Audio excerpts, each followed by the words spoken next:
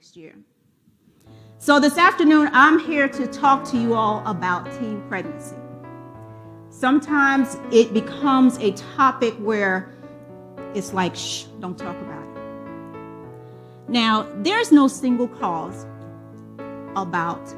as to why teenage pregnancy is occurring, and that's always so interesting to me. Oftentimes, when talking about this subject, women are the vessels that carry children, and we got that. But the impact it has on young men is also very significant. And at times, it's not acknowledged. And it's critical that it is acknowledged because some of these very same things they go through, although they're not carrying the child. It's about that emotion. It's about that psychological. Teenagers, unstable all over the place. That's just a part of nature. That's just a part of life as to how things happen with them. It happened to us. But it's a combination of things. Early intervention is always a great thing. And one can never control, although we would like to, every single moment of our children's lives. And that's just the reality of it. We have to inform them and armor them. And when I say armor them, it's armoring them with information, armoring them with communication.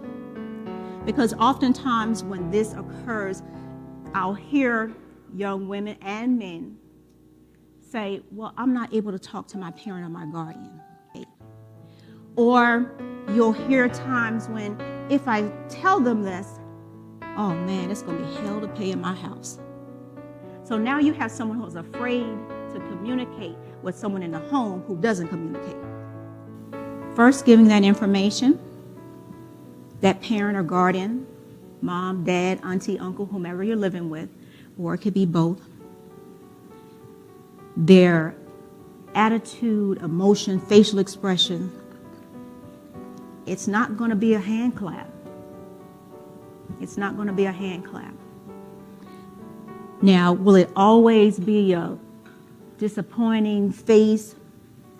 Not always on the outside, but inside, there's going to be a feeling. And once again, I always like to preface, we're human beings.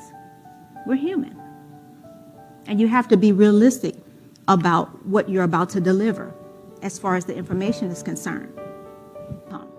We know that it costs a lot to have a child. And this is the conversations that I'm having with my students too. And that's why I wanted to put you guys in that teenage role.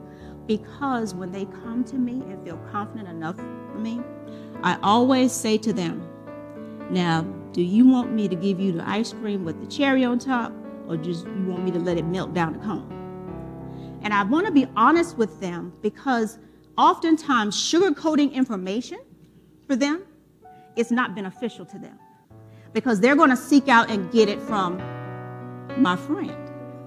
Now, your friend is the same age as you. Your friend had lived life further than you can blink, but you're going to talk to your friend about it. And they sit there attentively, amazingly enough, and listen to every word that their friend says and it absorbs like a sponge as they're talking to their friends. So that behavior changes, and where you would step up and in, you begin to step back further and further away from the light. So you dim your own light because this is not anything you want anyone to know about, not just yet. So you begin to do things like, it's 90 degrees outside and you have on a wool coat. That too, sweatshirt, thank you. Or you're in a size 2 and your pants are a 14. Or for the males, basketball with us? No, man, I'm going to let you all go ahead and do that. Isn't that your girlfriend? I don't know her. See, all of those behaviors and dynamics have an impact both ways because where you were one, now you're split apart. And that's why the early education programs are so critical to give the right information and not misinformation. When parents come to me, your parents come to me, I listen to everything, and I tell you guys, I'm going to listen to everything that your parent has to say. It's only fair. Because when you come to me, you want me to listen to everything that you have to say and that you're sharing as well. And that's important. Everybody has a voice and everyone needs to be heard. But when we get to a point and your parents start saying, well, I'm going to put them out. Okay, I can understand your emotions are kind of flying high and you have this feeling going on with you. But realistically, if you put them out, where are they going to go? Where's he going to go? Where's she going to go? If you put them out, do you want to take a chance on them becoming homeless or being on the street? So these are the things that I share with them to realistically think. And I don't dismiss the anger or the frustration because we are all human and in a flesh, and you are entitled to your emotions and feelings. As we talk about the early education, there are a couple of things. We know there's the family planning that's always readily available and the contraceptives.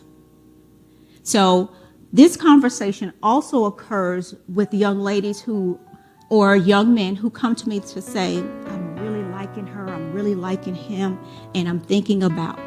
Now, once again, I cannot be with you every moment on the moment. Cannot. I'm not going to pretend that I can. But I, once again, do want you to be informed correctly, appropriately. Turning down the social opportunities, those dances or parties or basketball games or football games that you once were able to go to, you're not going to want to go to anymore. Because I said earlier that your behavior changes, and quite naturally, for a woman, your body changes. And for that young man, his girlfriend, because her body is changing, then now his buddies are going to come and say, hey, and start asking those questions that he may or may not be ready to answer. Family conflicts. And I say family conflicts because you have new dynamics that are rolling into the family. And depending on the size of the family, these are things that are going to change everything because we have an adjustment. And I want to say that again, it is an adjustment because now you're bringing another person into the fold that you didn't anticipate on bringing in right now. So that changes a lot of things. And then if you have siblings, that really changes the dynamics of everything also.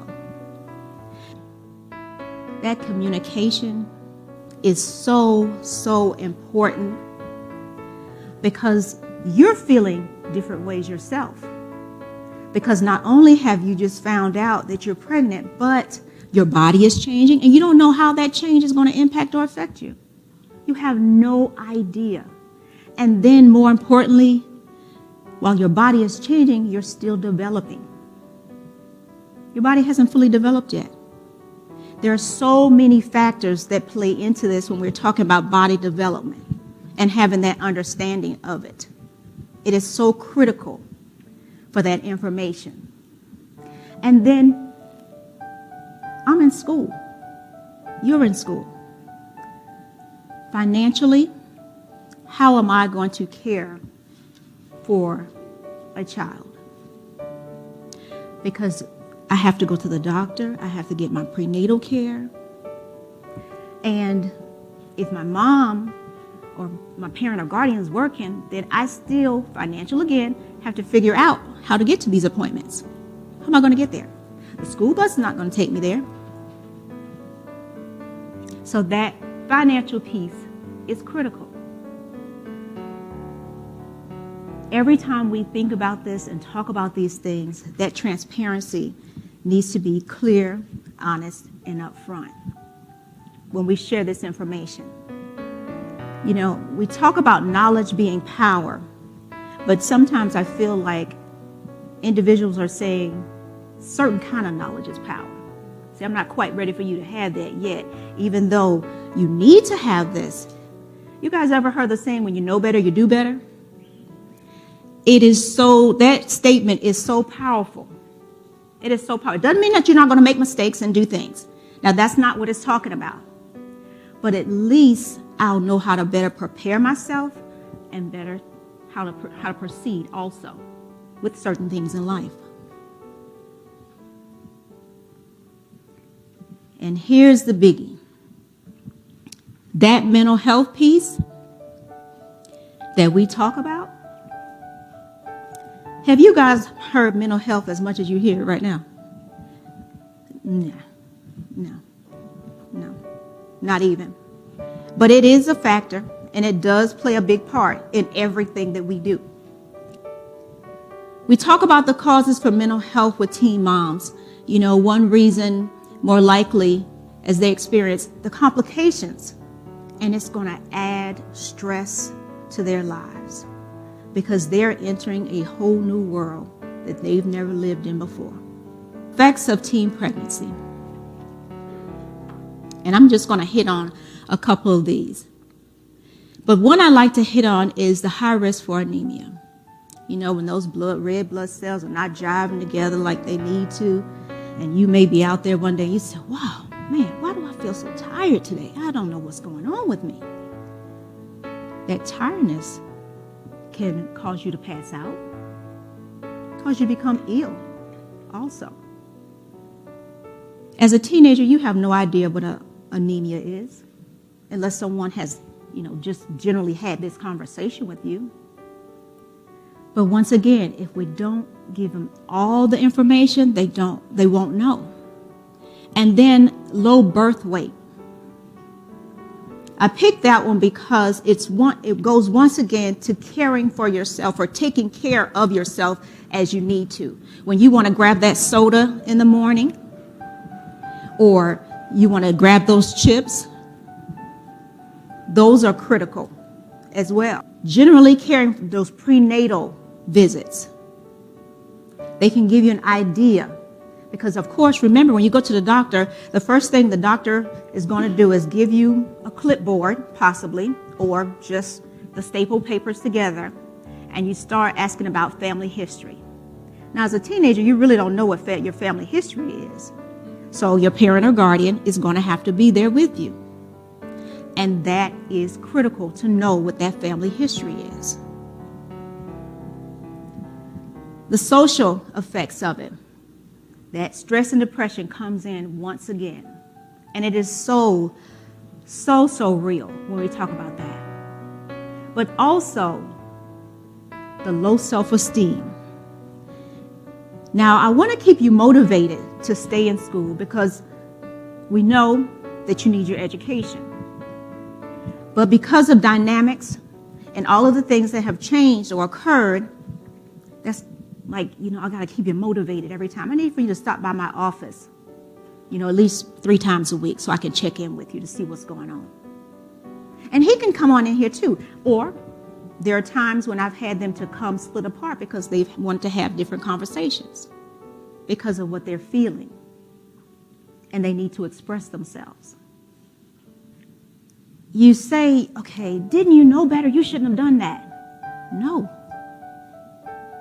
Because it's that logical thinking and processing that needs a bit more development. And it's critical to have. So some telltale signs may include early dating behavior, unhealthy environment in the home. We know that the home environment has a great impact. It has a great impact on adults. So why wouldn't it have a great impact on children? So when we look at the causes, the lack of education on safe sex, peer pressure, the drugs and alcohol that I shared, unprotected intercourse, a sexually active teenager who does not use contraceptives has a 90%, and let me say it again, a 90% chance of becoming pregnant within 1 year. This is our reality of things that are happening that we have to bring to the forefront to address what's occurring in society today. And that's why it's important. We talk about, say the words like worldwide, globally. Yes, this is actually happening. We have to have an understanding of it. Because remember, as I shared, we want to equip them. We want to equip them with knowledge. We want to equip them with resources. And when they have those conversations to say, well, what if, or I'm thinking about, we want them to we want to redeliver that information to them and not have them talk to their friends about it. Not have them talk to their friends that's not going to give them the right information, but just going to give them a feel-good conversation.